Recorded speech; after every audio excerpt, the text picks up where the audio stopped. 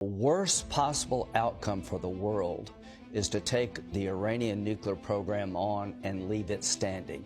That will be a disaster. My friends, I'm sure you already heard that Iran and Israel have been trading attacks for the past 4 days now, with hundreds of casualties and destroyed civilian, military and energy infrastructure on both sides. And whilst most of the world wants to see de-escalation, Lindsey Graham wants the exact opposite of that. In fact, Graham is openly demanding that President Donald Trump steps in and, quote, helps Israel finish the job. He said this and many other controversial things during a recent CBS Face the Nation interview. So why don't we take this opportunity and listen to what Lindsey Graham has to say about the situation. Together, shall we? I would love for the regime to fall.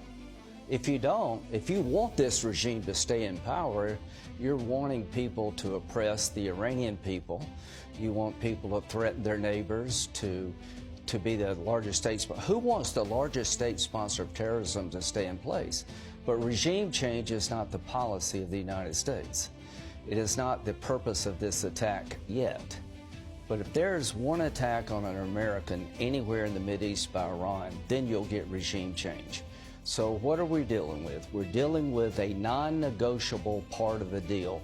They can't have a nuclear program that can make a bomb. And I've said as clearly as I can say, if diplomacy fails, Mr. President, President Trump, you've been great. Help Israel finish the job, give them bombs, fly with them if necessary.